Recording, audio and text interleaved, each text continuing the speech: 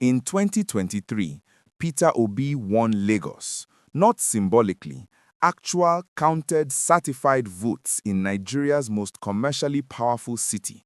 And yet, 18 months later, Labour Party has 0 elected governors, 0 senators from the southwest, and a 2027 presidential campaign that has not officially started.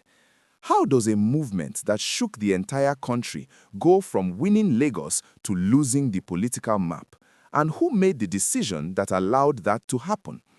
There is one specific decision, not a rigged election, not voter apathy, one internal decision that political analysts privately say handed Tinubu the structural advantage for 2027. We will get to it, but first, you need to understand what was actually at stake. Before we go further, if you are new here, Naija Update 24/7 exists for one reason: to give every Nigerian, wherever you are, whatever region you come from, the political analysis that mainstream media will not touch. Hit subscribe and stay with me. This gets deeper. After the 2023 elections, Labour Party faced a choice. It could consolidate. It could take the millions of Nigerians who had just shown up in Kano, in Lagos, in Abuja, in Port Harcourt, and convert that energy into formal party structures across the north and the southwest. It could contest governorship elections aggressively. It could negotiate coalitions in states where it could not win outright. It could turn presidential votes into ward-level membership. That was one path. The party chose the other one. Internal disagreements about how aggressively to contest state elections were resolved quietly in favor of a cautious presidential-centric strategy. The choice was framed inside Labour Party leadership as protecting the presidential brand. That framing tells you everything about the mistake, because you cannot protect a brand that has no building under it. And this is not the first time Nigeria has seen this pattern. It has happened before, and it has always ended the same way. A charismatic presidential candidate arrives. He creates national electricity. Millions of Nigerians who had never engaged with formal politics suddenly feel like politics belongs to them. And then, because the party never converted that energy into ward-level structures, into local government footholds, into state assembly candidates, by the next election cycle, the movement has dissolved. ANPP after 2003, CPC after 2011, and now in 2025, Labour Party is exhibiting the exact same structural fragility. The window to reverse it is still open, but it is narrowing every month. But before we get to the strategy failure itself, you need to understand the institutional trap that made this mistake so costly. Because the rules of Nigerian electoral competition do not forgive structural gaps, they punish them. Section 221 of the 1999 Constitution, as amended, bars individuals from funding or running political activity outside a registered party structure. This one clause has enormous consequences for Labour Party. It means that Peter Obi's entire personal network, the millions of obedient supporters who donated, campaigned, and monitored polling units in 2023, cannot be legally deployed without flowing through Labour Party's formal machinery. And that machinery remains underdeveloped. So, the energy exists, the legal channel to use it is broken. Then there is INEC's operational requirement. To contest elections effectively, a party must maintain consistent presence at ward level, registered agents, accredited officials, active membership. Labour Party currently has ward-level coverage in roughly 40% of local government areas nationally. APC has near total coverage. That gap is not a public relations problem, it is an operational ceiling. Labour Party literally cannot field effective candidates in most of Nigeria below the presidential race, not because of rigging, because of absence. And above all of this sits the National Assembly. APC's majority since 2023 means it controls committee appointments, budget amendments, and the pace of any electoral reform legislation. Labour Party has no leverage in that chamber. Every bill that could restructure INEC's rules or adjust state-level electoral thresholds passes or dies in a room where LP has no voice. Now, here is something that almost no analyst is saying, and this is important. The obedient surge in 2023 was not primarily a Labour Party phenomenon. Polling data from 2022 and 2023 shows that a significant portion of Peter Obi's support came from voters who had never previously identified with Labour Party and who, after the election, returned to identifying as independent or PDP-leaning. Obi did not just fail to grow Labour Party. In many ways, the presidential campaign and the party were running on parallel tracks that never fully merged. Peter Obi and Labour Party were not the same thing in 2023. They looked like the same thing on election day, but they were not. And that separation, that failure to fuse the movement with the institution is at the heart of everything we are discussing today. And there was a specific moment in late 2023 when Obi's team could have permanently merged those two tracks. They chose not to. The reason why is more revealing than the decision itself, and we are coming to it right now. After a presidential election, a competitive political party has a window, 3 to 6 months of maximum political capital. In that window, goodwill is at its peak, media coverage is still warm, volunteer networks are still active, donor interest is still alive, international attention is still present. The strategically correct use of that window was not complicated. Contest every available governorship election, negotiate coalition agreements in states where LP could not win outright, convert the presidential vote, millions of votes, into a ward-level membership drive, state by state, zone by zone. Instead, Labour Party entered a period of internal tribunal litigation, leadership disputes, and public factional arguments over the presidential election outcome. The legal fight was legitimate. No serious person disputes that a party should exhaust its legal options after a contested result. But legitimacy and exclusivity are different things. Party building and legal challenges are not mutually exclusive. Other opposition parties in Nigeria's history have pursued both simultaneously. Labour Party chose to pursue one, and it chose it at the worst moment. Because while LP was consumed by internal processes, Tinubu's APC was doing exactly what a party in power does. Every month that Labour Party spent without building state structures was a month APC used to deepen its patronage chains. Contracts, appointments, NDDC intervention funds, federal allocations, all of these flow through APC governors and senators, and they create loyalty structures that no presidential candidate can easily break by the time an election approaches. LP's abscess from the governorship level was not a neutral fact, it was a gift, and APC accepted it. Meanwhile, PDP was watching with strategic patience. Northern voters who had briefly, genuinely considered Peter Obi in 2023 were being quietly reabsorbed into PDP networks. And this matters enormously because without a credible governorship-level presence in the north, Labour Party cannot hold those voters. They do not have enough reason to stay. If LP cannot field meaningful candidates in Kano, Kaduna, Plateau, and Borno before 2027, those voters will default to the party with the deepest roots. And in the north, that is still PDP.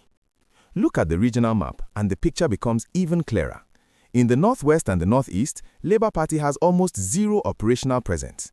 The obedient vote in these regions in 2023 was protest-driven, individual, emotional, and structurally unattached to any party machinery. Without structures, those votes cannot be reproduced. They were a moment, not a foundation.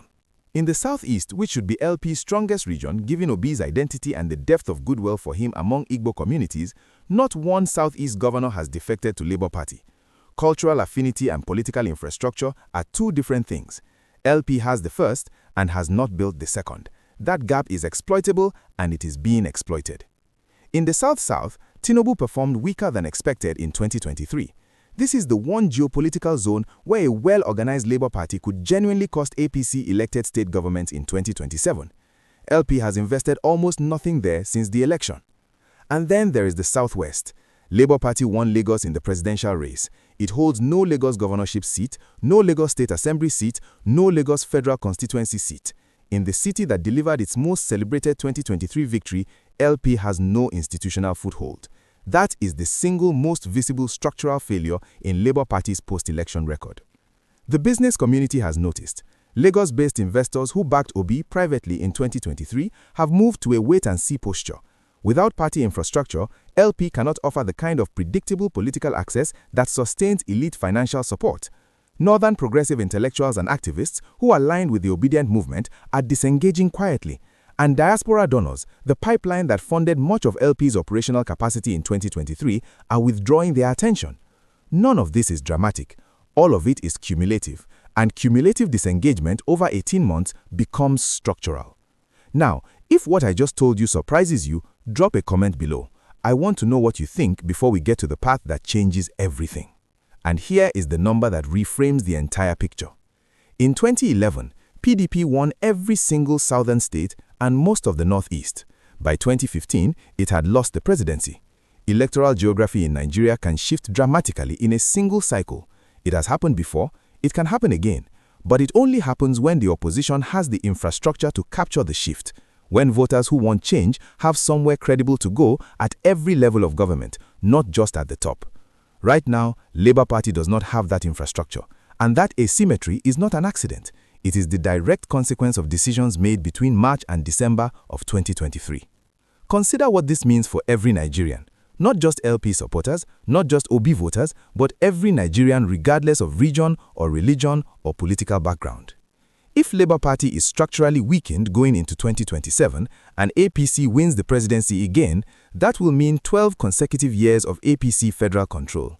12 years in which the composition of federal account allocations, federal appointments, and the pace of constitutional reform are all shaped by one party facing no credible competitive pressure. That is a governance risk. It does not matter which party you support. Single-party dominance at the federal level weakens accountability for everyone. And the mechanism by which political competition disciplines policy is not theoretical. It is practical and it is visible. When an incumbent party faces a credible electoral threat, it has structural incentive to moderate its worst excesses on fuel subsidy removal, on the pace of Naira policy changes, on food security interventions, on security spending in the north. A weakened opposition removes that pressure. The cost lands in markets, in the price of bread in Kano, in the availability of government services in states that APC does not need to compete for. The coalition that Obi built in 2023 was historically unusual for Nigeria. Muslims and Christians, Igbo and Yoruba, Hausa, working-class youth from Kano, and Lagos youth from Surulere voting for the same man for compatible but different reasons. That kind of multi-ethnic, multi-religious coalition has rarely appeared in Nigerian electoral history at that scale. Its fragmentation is not just Labour Party's loss, it is a democratic loss. Because when that coalition dissolves, voters return to the ethnic and religious sorting that entrenched power structures have always depended on. And those power structures, across all parties, benefit from that sorting. For Nigerians in the UK, the US, Canada, and across Europe, the obedient movement was something rare, a genuine reason to engage with the Nigerian state from abroad. Many diaspora Nigerians sent money directly into LP's 2023 operation, logistics, legal monitoring, polling unit coverage. That engagement was built on visible institutional momentum. Without progress to point to, diaspora patience is not just thinning, it is converting into disengagement. And the diaspora pipeline, once it closes, does not reopen quickly. It took years to build. It can disappear in months. This pattern, by the way, is not unique to Nigeria. Across emerging democracies, the same story repeats. A charismatic outsider movement wins massive popular support, fails to institutionalize between elections, and finds itself outmaneuvered by an established party's organizational depth. It happened with Macron's En Marche in France's legislative elections, where the movement won the presidency and immediately began losing its structural cohesion. It happened with Zelensky's Servant of the People Party before the war restructured Ukrainian political reality entirely. It happened with Ghana's NDC in the 2024 cycle. The global lesson is consistent and it is unambiguous. Movements that do not become institutions do not hold power. Now, the strongest objections to this analysis deserve to be heard directly, because good political analysis does not dismiss the opposing argument, it engages it. The most common defense of Labour Party's post-2023 choices is that the legal challenge was the right priority, and it was legitimate. No serious analyst disputes that a party should exhaust every legal avenue after a contested result, but the argument proves too much. Legitimacy and exclusivity are different things. The legal challenge did not prevent ward-level organizing. It did not prevent governorship campaigns. It did not prevent coalition negotiations. Other opposition parties in Nigeria's history have litigated elections and built party structures simultaneously. The claim that LP had to choose one is not a strategic argument. It is a post hoc justification for a resource allocation decision. The second objection is that the obedient movement is still alive and does not need formal party structures to remain relevant. There is genuine truth in this. Social movements can persist outside party channels. They can shape public discourse, pressure government, and activate civic society in ways that formal parties cannot. But in Nigeria's electoral system, social energy without ward-level party presence cannot produce governors, senators, or local government chairmen. The 2023 results demonstrate this exactly. Labour Party won millions of presidential votes and almost no lower ballot seats. The movement and the party were never properly integrated, and it is the lower ballot seats that give a party the infrastructure to compete at the top. The third objection is the strongest, and it deserves respect. 2027 is still ahead. It is too early to write Obi off, and this is true. Tinubu himself was written off by political analysts multiple times over his career, including just before 2023. Nigerian politics is volatile. Coalitions form and collapse rapidly. A well-constructed Obi 2027 campaign with a credible northern running mate and a serious investment in state-level organizing in the next 18 months could still be genuinely competitive. This analysis does not say Obi cannot win. It says the structural disadvantage is real. It was created by internal choices and it was avoidable. Ask yourself this. If Labour Party had won 12 governorships in 2023, which was theoretically achievable given the scale of their presidential vote share, would we be having this conversation about structural weakness? The answer is no. Those 12 governorships did not disappear because of INEC bias or ethnic bloc voting. They disappeared because a political strategy chose one race over the full electoral map and left every other level of government uncontested. And whatever your region, your faith, your background, a Nigeria in which one party controls the presidency, a majority of state governments, and the National Assembly is a Nigeria with weakened democratic accountability. The argument here is not that Obi should have won in 2023. The argument is that a stronger Labour Party serves every Nigerian, because competitive elections discipline every party in power. That serves the North, it serves the South, it serves the Middle Belt. It serves everyone who pays taxes, buys food, and depends on government to function. So, what actually happens next? And is there still time to change any of this? Obi and Labour Party have one rational path forward that is still available. An immediate Northern Alliance strategy, identifying a high-profile Northern Muslim politician as a potential vice presidential running mate and signaling that publicly before formal campaigns begin, combined with a serious, funded ward-level organizing drive in the South-South, the zone where LP can actually cost APC states. Without a credible northern ticket, Labour Party cannot reach the constitutional threshold required to win a presidential election. That is not a political opinion, it is a constitutional arithmetic fact. Tinubu and APC will continue to use federal fiscal tools in the South-South and the North-Central. The strategy will involve a combination of economic patronage in swing states and quiet efforts to co-opt individual LP figures, fracturing the party from the inside rather than competing against it directly. This is a strategy APC has used before. It works when the target party has no institutional depth to resist it. PDP will do very little and benefit from it. Every week that LP stalls, PDP quietly reclaims northern voters. PDP does not need to do anything dramatic. It only needs LP to continue doing nothing. There are 4 signals to watch in the next 6 months that will tell you whether this analysis is being proved right or wrong. First, does LP convene a genuine national convention with a substantive policy agenda, not just internal elections? Second, does any sitting APC or PDP governor or senator defect to LP? That would signal LP's offering something compelling to political operators who currently see no reason to take the risk. Third, is Peter Obi physically visible, publicly, repeatedly, in Kano, Kaduna, and Sokoto before the end of the year? If he is not, the northern strategy is not happening. Fourth, do diaspora funding announcements resume? Money is the clearest early indicator of whether serious people believe LP can compete. We asked at the start of this video, what was the one decision that handed Tinubu the structural advantage for 2027? The answer is not one moment. It is not one vote. It is a pattern of decisions made between March and December of 2023. Decisions that chose to protect a movement over building a party. Decisions that chose legal battles over ward-level organizing. Decisions that chose the presidential race over the full electoral map. Those decisions were made by human beings under pressure, with limited time and imperfect information, but their consequences are now structural. And structure in Nigerian politics does not change quickly. It takes years to build and years to dismantle.